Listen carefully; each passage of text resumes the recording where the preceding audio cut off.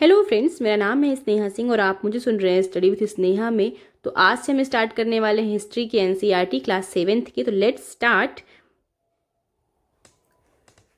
तो मुझे उम्मीद है कि आप लोगों को 6 क्लास की एनसीईआरटी पढ़ के बहुत मज़ा आया होगा। तो अब हम स्टार्ट करने वाले हैं आज से 7th क्लास की एनसीईआरटी। तो हमारा ये है पहला चैप्टर जिसका नाम है 1000 वर्षों के दौरान हुए परिवर्तनों की पड़ताल। इसमें इतना इंपॉर्टेंट कुछ भी नहीं है, बस ऐसा है कि एक ओवरव्यू दिया गया है, तो हम देखते हैं उसको कि इंपॉर्टेंट क्या है। जो इंपॉर्टेंट नहीं है उसको हम छोड़ देंगे। तो चलिए बढ़ते हैं आगे। देखिए, अल इद्रीसी दिया हुआ है यहाँ पर। कौन थे ये? भूगोलवेत्ता थे। और क्या नाम है इनका? अल इद्रीसी का बनाया हुआ दुनिया के नक्शे का एक हिस्सा जिसमें भारतीय उपमहाद्वीप को भूमि से समुद्र तक में दिखाया गया है।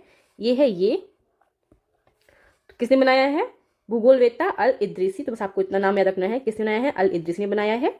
पढ़ेंगे नई और पुरानी शब्दावली। ठीक है, नई और पुरानी शब्दावलियों को हम पढ़ेंगे।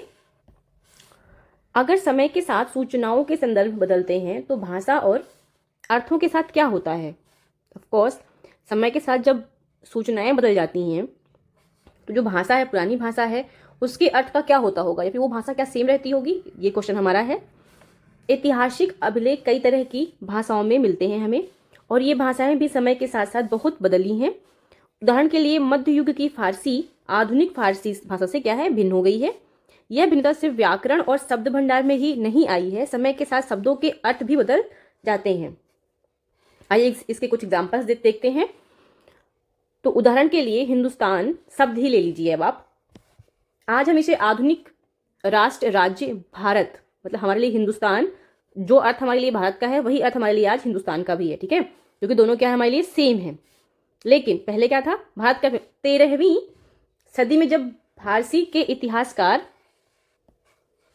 मिनहाज ए सिराज ने हिंदुस्तान शब्द का प्रयोग किया था, तो देखिए अब हमारे लिए एक फैक्ट हमें फिर से मिल गया कि 13वीं सदी में हिंदुस्तान शब्द का सबसे पहले प्रयोग किसने किया था? तो किसने किया था? मिनहाज ए सिराज ने। ठीक है, अब इसने कितने क्षेत्र को हिंदुस्तान कहा था वो देखते हैं। तो उसका आशय था पंजाब, हरियाणा और गंगा यमुना के बीच में स्थित इलाकों से था। ठीक है, तो उसने किस एरिया को कहा था हिंदुस्तान? पंजाब, हरियाणा और गंगा यमुना के बीच के इलाके। ठीक है, उसने इस शब्द में राजनीतिक अर्थ में उन इलाकों के लिए इस्तेमाल किया जो दिल्ली के सुल्तान के अधिकार क्षेत्र में आते थे। तो राजनीतिक शब्द में क्या था कि जो दिल्ली के आसपास का इलाका था उसको उसने क्या बोला? हिंदुस्तान बोला। सल्तनत के प्रसार के साथ साथ इस शब्द के अंतर्गत आने वाले क्षेत्र भी बढ़ते गए। जैसे जैसे क्या बढ़ा? सल्तनत का एरिया बढ़ता गया, वैसे इस शब्द का अर्थ अब क्या होगा? बदलने लग जाएगा। लेकिन हिंदुस्तान शब्द में दक्षिण भारत का समावेश कभी नहीं हुआ है। देखिए, हिंदुस्तान के अंतर्गत दक्षिण भारत कभी नहीं आया है, दक्षिण भारत नहीं आया है। इसके विपरीत 16वीं सदी के आरंभ में बाबर ने हिंदुस्तान शब्द का प्रयोग इस उपमहाद्वीप के भूगोल, पशु पक्षियों और यहाँ के निवासियों की संस्कृति का वर्णन करने के लिए किया था। किसने? बाबर ने। किस शब्द का? हिंदुस्तान शब्द का। ध्यान रखिएगा, यह प्रयोग 14वीं सदी के कवि अमीर खुसरो द्वारा प्रयुक्त शब्द हिंद के ही कुछ कुछ समान था। मतलब बाबर का हिंदुस्तान अमीर खुसरो के हिंद शब्द के बराबर था।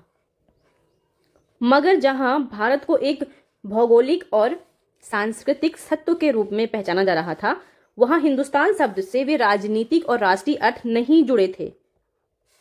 हम आज जोड़ते हैं, तब क्या था कि नहीं जुड़े हुए थे। आज हम हिंदुस्तान को और भारत को एकदम सेम मानते हैं। हमारे लिए भारत का भी वही अर्थ है, हिंदुस्तान का भी वही अर्थ है और इंडिया का भी वही अर्थ है, लेकिन तब ऐसा नहीं था। अब देखते हैं, किसी भी शब्द का प्रयोग करने में इतिहासकारों को बहुत सावधान रहना चाहिए, क्योंकि अतीत में उन शब्दों के कुछ अलग ही अर्थ थे। उदाहरण के लिए विदेशी। अब एक और एग्जाम्पल देखते हैं।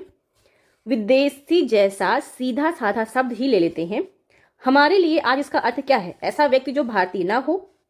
लेकिन मध्य युग में इसका क्या अर्थ था? अब हम वो देखते हैं।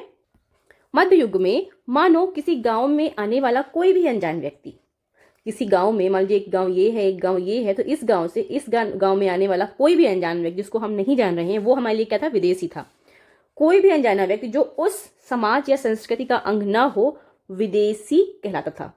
ऐसे व्यक्ति को हिंदी में परदेसी कहते हैं और फारसी में अजनबी कहा जा सकता है। इसीलिए कभी कभी नगरवासी के लिए वनवासी विदेशी होता था, किंतु एक ही गांव में रहने वाले दो किसान अलग अलग धार्मिक या जाति परंपराओं से जुड़े होने पर भी एक दूसरे के लिए विदेशी नहीं होते थे। अभी आपको समझ में आ गया होगा। मतलब ये एग्जाम्पल एकदम परफेक्ट है। अब इतिहासकार और उनके स्रोत देखते हैं। इतिहासकार किस युग का अध्ययन करते हैं और उसकी खोज की प्रकृति क्या है, इसे देखते हुए अलग अलग तरह के स्रोतों का सहारा लेते हैं। उदाहरण के लिए पिछले साल आपने गुप्तवंश के शासकों और हर्षवर्धन के बारे में पढ़ा था।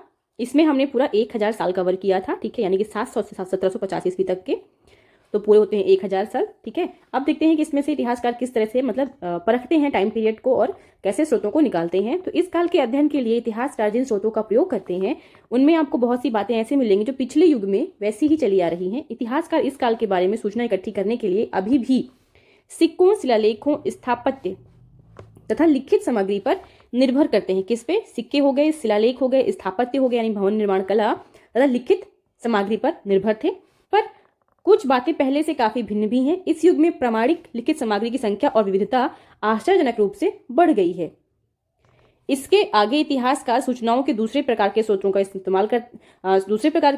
का इस्तेमाल धीरे धीरे क्या करेंगे, कम कर देते हैं।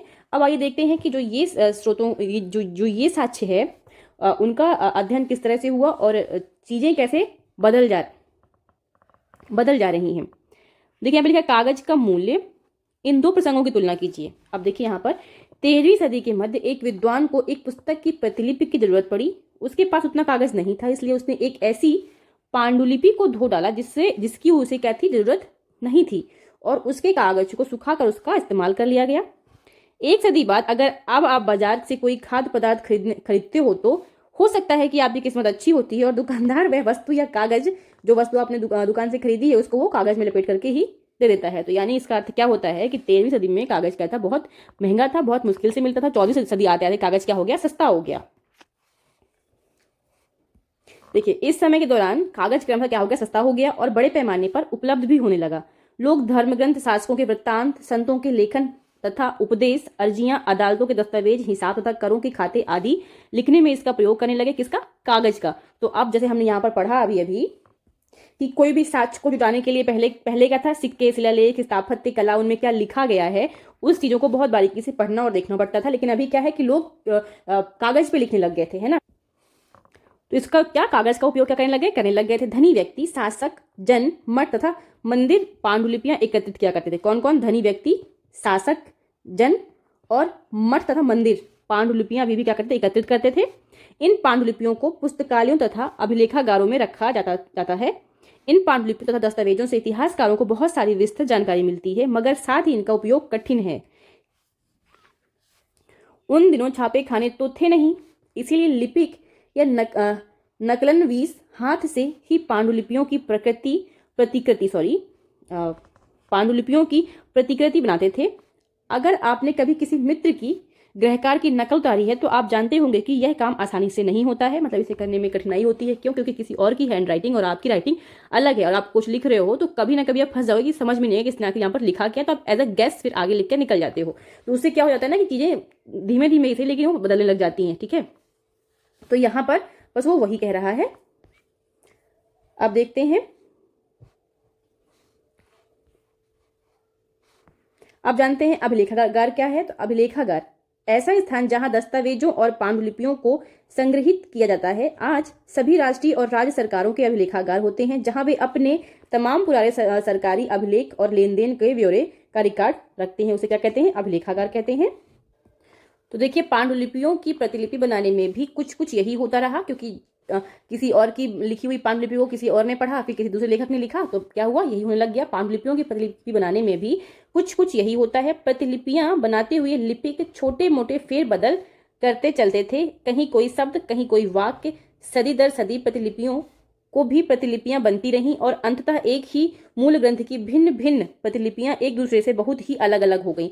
इससे बड़ी गंभीर समस्या उत्पन्न हो गई, क्योंकि आज हमें लेखक की मूल पांडुलिपि शायद ही कहीं मिलती है। हमें बाद के लिपिकों द्वारा बनाई गई प्रतिलिपियों पर ही पूरी तरह निर्भर रहना पड़ता है। इसीलिए इस बात का अंदाजा लगाने के लिए कि मूलतः लेखक ने क्या लिखा था, इतिहासकारों को एक ही ग्रंथ की विभिन्न प्रतिलिपियों का अध्ययन करना पड़ता है।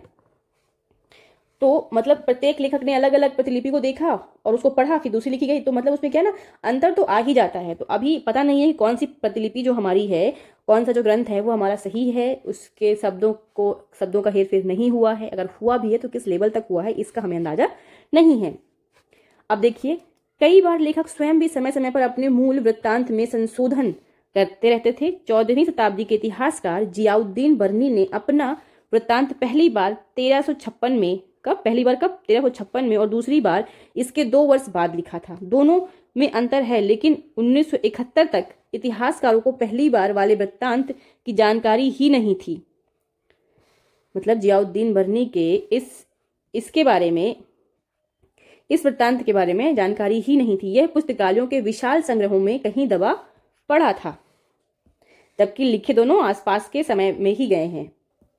अब देखते हैं नए सामाजिक और राजनीतिक समूह। सन 700 और 1750 के बीच के जो ये 1000 वर्ष थे, इतिहासकारों के आगे ये भारी चुनौती का काम इन्होंने किया। मुख्य रूप से इतिहास की इस पूरे काल में बड़े पैमाने पर और अनेक तरह के परिवर्तन हुए। इस काल में अलग अलग समय पर नई नई प्रौद्योगिकी के दर्शन होते हैं, जैसे सिंचाई में रहट। तो सिंचाई में किस इसका उपयोग होने लग गया? रहट का।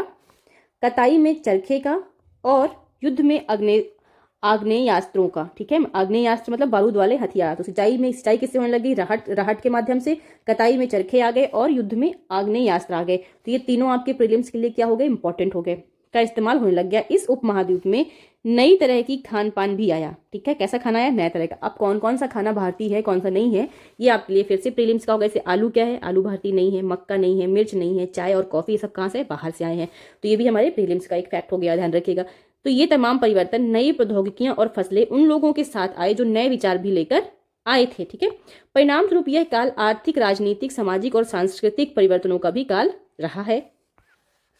इस युग में लाखों लोगों की गतिशीलता, एक स्थान से दूसरे स्थान पर आना जाना भी बहुत बढ़ गया था। अवसर की तलाश में लोगों के झुंड दूर दूर की यात्राएं करने लग गए। इस उपमहाद्वीप के अपार संपदा और अपार भाग्य गढ़ने के लिए अपार संभावनाएं मौजूद थीं। इस काल में जिन समुदायों का महत्व बढ़ा, उनमें से एक समुदाय था राजपूत, जिनका नाम राजपुत्र अर्थात राजा का पुत्र से निकला है। 8वीं से 14वीं सदी के बीच यह नाम आमतौर पर योद्धाओं के उस समूह के लिए प्रयुक्त होता था जो क्षत्रिय वर्ण के होने का दावा करते थे। राजपूत शब्द के अंतर्गत केवल राजा और सामंत वर्ग ही नहीं, बल्कि वे सेनापति और सैनिक भी आते थे जो पूरे उपमहाद्वीप में अलग अलग शासकों की सेनाओं में सेवारत थे। तो कौन कौन? राजपूत शब्द के अंतर्गत कौन कौन थे? राजा हो गया, सामंत हो गए, सैनिक हो गए और सेनापति। ठीक है, कवि और चारण राजपूतों की आचार संहिता प्रबल पराक्रम और स्वामी भक्ति का गुणगान करते थे। कौन कौन? कवि और चारण, ये क्या करते थे? राजपूतों की आचार संहिता प्रबल पराक्रम और स्वामी भक्ति का क्या करेंगे? गुणगान करते थे। मतलब कविताएं या फिर कहानियां लिखते थे, लोगों को बताते थे। इस युग में राजनीतिक दृष्टि से महत्व हासिल करने के अवसरों का लाभ मराठा, सिख, जाट, अहोम और कायस्थ, ठीक है, आदि समूह ने भी उठाया। कैसा महत्व हासिल करने के लिए? राजनीतिक महत्व, अपनी पदवी को ऊपर उठाने के लिए, अपने आप को ऊपर उठाने के लिए किन्होंने किस जाति ने? मराठा हो गए, सिख हो गए, जाट हो गए, अहोम हो गए और कायस्थ हो गए। ये कौन थे? ये जाति कौन थी? मुख्यतः लिपिकों और मुंशियों का कार्य करने वाली जाति थी। ये कौन थी? लिपिकों और मुंशियों का काम करने वाली जाति। तो जब ये राजा के अंडर में रहकर काम करते थे तो धीमे धीमे होल करते वो उनके बराबरी पे आकर के क्या हुआ? उनकी जगह को वो लेने लग गए। ठीक है, जैसे मराठा साम्राज्य हम पढ़ेंगे, सिख साम्राज्य हम पढ़ेंगे, जाटों का भी साम्राज्य था हम पढ़ेंगे। तो धीमे धीमे क्या हुआ कि ये सारी जातियां राजपूतों के साथ में युद्ध भी करेंगी, उनके सिंहासन को भी छीनेंगी। आगे हम सब कुछ देखेंगे अभी। इस पूरे काल के दौरान क्रमशः जंगलों की कटाई हो रही थी और खेती का इलाका बढ़ता जा रहा था। कुछ क्षेत्रों में ये परिवर्तन अन्य क्षेत्रों की अपेक्षा अधिक तेजी से और पूरे तौर पर हुआ। पर्यावास में परिवर्तन के कारण कई वनवासियों को मजबूर होकर अपना स्थान छोड़ना पड़ा। कुछ और वनवासी जमीन की जुताई करने लगे और कृषक बन गए। कृषकों का ये नए समूह क्षेत्रीय बाजार, मुखियाओं, पुजारियों, मठों, मंदिरों से प्रभावित होने लगे। कौन? जो लोग क्या बने थे? कृषक बने थे। ठीक है, अब जब ये इनसे प्रभावित होने लग जाएंगे तो अब यहाँ पर वो क्या करेंगे? वे बड़े और जटिल समाजों के अंग बन गए। उन्हें कर चुकाने पड़ते थे, स्थानीय मालिक वर्ग की बेगारी करनी पड़ती थी। परिणाम स्वरूप किसानों के बीच आर्थिक और सामाजिक अंतर क्या हुए? उभरने लग गए। कुछ के पास ज्यादा उपजाऊ जमीन होती थी, कुछ लोग मवेशी भी पालते थे, मवेशी मतलब जानवर, और कुछ लोग खेती से खाली समय में दस्तकारी आदि का कुछ काम कर लेते थे। जैसे जैसे समाज में अंतर बढ़ने लगा, लोग जातियों और उपजातियों में बढ़ जाने लगे और उनकी पृष्ठभूमि और व्यवसाय के आधार पर उन्हें समाज में ऊंचा या नीचा दर्जा दिया जाने लगा। ये दर्जे स्थायी नहीं थे। देखिए यहाँ पर भी अभी भी जो दर्जा लोगों को दिया जा रहा है ये क्या है, दर्जे स्थायी नहीं है। किसी जाति विशेष के सदस्यों के हाथों में कितनी सत्ता, प्रभाव और संसाधनों का नियंत्रण है, इसके आधार पर उनके दर्जे बदलते रहते थे। जिस समाज की संकल्पना हम आज कर रहे हैं कि जाति मुक्त देश हो हमारा, भेदभाव मुक्त देश हो हमारा, वैसा यहाँ पहले था, लेकिन अब इसकी चपेट में धीमे धीमे जितना आगे हम बढ़ते जाएंगे तो इसकी चपेट में हमारा देश क्या है, आता चला जाएगा। एक ही जाति का किसी क्षेत्र में कोई दर्जा नहीं हो सकता था और किसी अन्य क्षेत्र में कोई और अपने सदस्यों के व्यवहार का नियंत्रण करने के लिए जातियां स्वयं अपने अपने नियम बनाती थी। इन नियमों का पालन जाति के बड़े बुजुर्गों की एक सभा करवाती थी, जिसे कुछ इलाकों में जाति पंचायत कहा जाता था। लेकिन जातियों को अपने निवास के गांवों के रिवाज का पालन भी करना पड़ता था। इसके अलावा कई गांवों पर मुखियाओं का शासन होता था। मिल मिलाकर वे किसी राज्य की एक छोटी इकाई भर होती थी। अब हम देखेंगे क्षेत्र और साम्राज्य को, किस राज्यवंश का कितना क्षेत्र था, कहां तक उनका साम्राज्य था। जैसे चोल हो गए, तुगलक हो गए, मुगल वंश हो गया। मुगल वंश जैसे बड़े बड़े राज्यों के अंतर्गत कई सारे क्षेत्र आ जाते थे। दिल्ली के सुल्तान गयासुद्दीन बलबन की प्रशंसा में एक संस्कृत प्रशस्ति में उसे एक विशाल साम्राज्य का शासक बताया गया है, जो पूर्व में बंगाल से लेकर पश्चिम में अफगानिस्तान के गजनी तक फैला हुआ था और जिसमें संपूर्ण दक्षिण भारत भी आ जाता था। गौड़, आंध्र, केरल, कर्नाटक, महाराष्ट्र, गुजरात आदि भिन्न भिन्न क्षेत्रों के लोग उसकी सेना के आगे पलायन कर जाते थे। इतिहासकार विजय अभियान के इन दावों को अतिशयोक्तिपूर्ण मानते हैं। साथ ही वे यह समझने की कोशिश में भी लगे रहते हैं कि शासक लोग इस उपमहाद्वीप के भिन्न भिन्न भागों पर अपने अधिकार का उल्लेख क्यों करते रहते हैं। अब देखते हैं भाषा तथा क्षेत्र को। भाषा तथा क्षेत्र सन 1318 में कवि अमीर खुसरो ने इस बात पर गौर किया था कि इस देश के हर क्षेत्र की एक अलग भाषा है। किसने गौर किया था? अमीर खुसरो ने। जैसे सिंधी हो गई, लाहौरी हो गई, कश्मीरी हो गई, द्वार समुद्री हो गई। द्वार समुद्री है दक्षिण कर्नाटक में। तेलंगानी हो गई, आंध्र प्रदेश की भाषा है। ये गुजरी हो गई, गुजरात की है। मावारी हो गई, तमिलनाडु की है। गौड़ी हो गई, बंगाल की है। अवधी पूर्वी उत्तर प्रदेश में और हिंदवी दिल्ली के आसपास के क्षेत्र में। इतनी सारी लैंग्वेज क्या है, पूरे भारत में बोल जा रही थी। अमीर खुसरो ने आगे बतलाया है कि इन भाषाओं के विपरीत एक भाषा संस्कृत भी है, जो किसी विशेष क्षेत्र की भाषा नहीं है। यह प्राचीन भाषा है जिसे केवल ब्राह्मण जानते थे, आम जनता नहीं जानती थी। पुराने और नए धर्म। इतिहास के जिन हजार वर्षों की पड़ताल हम कर रहे हैं, इनके दौरान धार्मिक परंपराओं में कई बड़े परिवर्तन आए। दैविक तत्वों में लोगों की आस्था कभी कभी बिल्कुल ही वैयक्तिक स्तर पर होती थी, मगर आमतौर पर इस आस्था का स्वरूप सामूहिक होता था। किसी दैविक तत्व के सामूहिक आस्था यानी धर्म प्रायः स्थानीय समुदायों के सामाजिक और आर्थिक संगठन से संबंधित होती थी। जैसे जैसे इन समुदायों का सामाजिक संसार बदलता गया, वैसे ही इनकी आस्थाओं में भी क्या हुआ, परिवर्तन आता गया। आज हम जिसे हिंदू धर्म कहते हैं, उसमें भी इसी युग में महत्वपूर्ण बदलाव आए थे। इन परिवर्तनों में से कुछ थे नए देवी देवताओं की पूजा, राजाओं द्वारा मंदिरों के निर्माण और समाज में पुरोहितों के रूप में ब्राह्मणों का बढ़ता महत्व तथा बढ़ती सत्ता आदि। संस्कृत ग्रंथों के ज्ञान के कारण समाज में ब्राह्मणों का बड़ा आदर होता था। इनके संरक्षक थे नए नए शासक, जो स्वयं प्रतिष्ठा की चाह में थे। इन संरक्षकों का समर्थन होने के कारण समाज में इनका दबदबा और भी बढ़ गया था। और धर्म भी आए थे। अब संरक्षक किसे कहते हैं वो देखते हैं। कोई प्रभावशाली धनी व्यक्ति जो किसी कलाकार, शिल्पकार, विद्वान या अभिजात जैसे किसी अन्य व्यक्ति की मदद या सहारा करे, सहारा दे, उसे क्या बोलते हैं? संरक्षक बोलते हैं।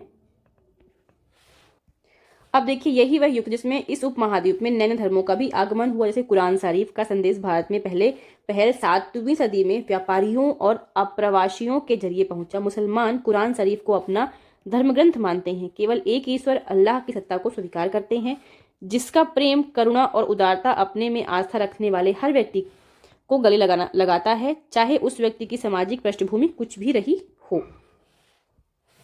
कई शासक इस्लाम और इसके विद्वान धर्मशास्त्रियों और न्यायशास्त्रियों अर्थात उलेमा को संरक्षण देते थे। जैसे हम यहाँ पर अपने जो हमारे धर्मों को ग्रंथों का उच्चारण करते थे, उन्हें हम क्या बोलते? पंडित बोलते थे। ऐसे ही यहाँ पर ये उलेमा शब्द आया है। हिंदू धर्म की ही भांति इस्लाम के अनुयायी भी अपने धर्म की अलग अलग तरह से व्याख्या करते थे। मुसलमानों में कुछ सिया थे, मुसलमानों में क्या थे, कुछ लोग सिया थे जो पैगंबर साहब के दामाद अली को मुसलमानों का विधिसम्मत नेता मानते थे। किसको? पैगंबर साहब के दामाद को। और कुछ सुन्नी थे जो खलीफाओं के प्रभुत्व को स्वीकार करते थे। तो मुसलमान भी दो भागों में बंटे ना, सिया और सुन्नी में। इस्लाम के आरंभिक दौर में इस धर्म का नेतृत्व करने वाले खलीफा कहलाते थे और आगे भी इनकी परंपरा चलती रही। इस्लामी न्याय सिद्धांत विशेषकर भारत में हनफी और सफ़ी ऐसे सिद्धांत हैं कि विभिन्न परंपराओं में भी कई महत्वपूर्ण अंतर रहे हैं। ऐसे ही धर्म सिद्धांत तथा रहस्यवादी विचारों को लेकर विभिन्नताएं देखने को क्या होती है, मिलती रहती हैं। समय और इतिहास के कालखंडों पर विचार करिए। इतिहासकार समय को केवल घड़ी या कैलेंडर की तरह नहीं देखते, यानी कि केवल घंटों, दिन या वर्षों के बीतने के रूप में ही नहीं देखते। उनका नजरिया यह है कि समय सामाजिक और आर्थिक संगठन में आने वाले परिवर्तनों को झलकाता है। यह दिखलाता है कि विचार और विश्वास में कितना स्थायित्व रहा है और कितना परिवर्तन आया है। यदि अतीत को समान विशेषता रखने वाले कुछ बड़े बड़े हिस्सों या युगों या कालों में बांटा दिया जाए तो समय का अध्ययन कुछ आसान हो जाता है। 19वीं सदी के मध्य में अंग्रेज इतिहासकारों ने भारत के इतिहास को 3 युगों में बांट दिया था, जैसे हिंदू, मुस्लिम और ब्रिटिश। यह विभाजन इस विचार पर आधारित था कि शासकों का धर्म ही एकमात्र महत्वपूर्ण ऐतिहासिक परिवर्तन होता है और अर्थव्यवस्था, समाज और संस्कृति में और कोई भी महत्वपूर्ण बदलाव नहीं आता। इस दृष्टिकोण में इस उपमहाद्वीप की अपार विविधताओं की भी उपेक्षा हो जाती थी। इस काल विभाजन को आज बहुत कम इतिहासकार ही स्वीकार करते हैं। अधिकतर इतिहासकार आर्थिक तथा सामाजिक कारकों के आधार पर ही अतीत के विभिन्न कालखंडों की विशेषताएं तय करते हैं। पिछले साल आपने जो इतिहास पढ़े थे उनमें प्राचीन समाजों के कई प्रकारों का समावेश था, चाहे शिकारी संग्राहक, प्रारंभिक दौर के कृषि कर्मी, शहरों और गांवों के निवासी और प्रारंभिक दौर के राज्य और साम्राज्य। इस साल आप जो इतिहास पढ़ेंगे उसे प्रायः मध्यकालीन इतिहास कहा जाता है। इसमें आपको कृषक समाजों के विस्तार, क्षेत्रीय और साम्राज्यिक राज्यों के उदय, कभी कभी तो ग्रामवासियों और वनवासियों की कीमत पर प्रधान धर्मों के रूप में हिंदू धर्म, इस्लाम धर्म के विकास और यूरोप से व्यापारी कंपनियों के आगमन के बारे में और विस्तार से जानकारी। ये पहला क्वेश्चन है आपके लिए, मध्यकाल में विदेशी शब्द किनके लिए प्रयुक्त होता था? तो गांव में आने वाला कोई भी व्यक्ति जो अनजाना हो। दूसरा, एक ही गांव में अलग अलग धर्म के लोग एक दूसरे के लिए यह शब्द प्रयुक्त करते थे। तो इसका सही जवाब है ऑप्शन नंबर ए। देखते हैं इसका सॉल्यूशन। मध्यकाल में किसी गांव में आने वाला कोई भी अनजान व्यक्ति जो उस समाज या संस्कृति का अंग न हो विदेशी कहलाता था। ऐसे व्यक्ति को हिंदी में परदेसी एवं फारसी में अजनबी कहा जा सकता है, किंतु एक ही गांव में रहने वाले 2 किसान अलग अलग धर्म या जाति से जुड़े होने पर भी एक दूसरे के लिए विदेशी नहीं थे। इसलिए उसका आंसर क्या होगा? ऑप्शन नंबर ए सही है। दूसरा क्वेश्चन है, मध्यकाल में राहट का प्रयोग किस कार्य के लिए किया जाता था? तो मध्यकाल में राहट का प्रयोग हमने पढ़ा था सिंचाई के लिए, राइट? तो इसका ये आंसर निकल आएगा। सो फ्रेंड्स, इस चैप्टर में इतना इंपॉर्टेंट कुछ भी नहीं है जो बहुत इंपॉर्टेंट हो हमारे एग्जाम्स के लिए, तो कोई मतलब है नहीं इसको पढ़ने का ज़्यादा। तो मुझे लग रहा है कि इतना आप लोग के लिए इनफ है, इसलिए आज की क्लास हम यहीं समाप्त करते हैं। मिलते हैं कल की क्लास में, तब तक के लिए जय हिंद, जय भारत। मिलते हैं कल।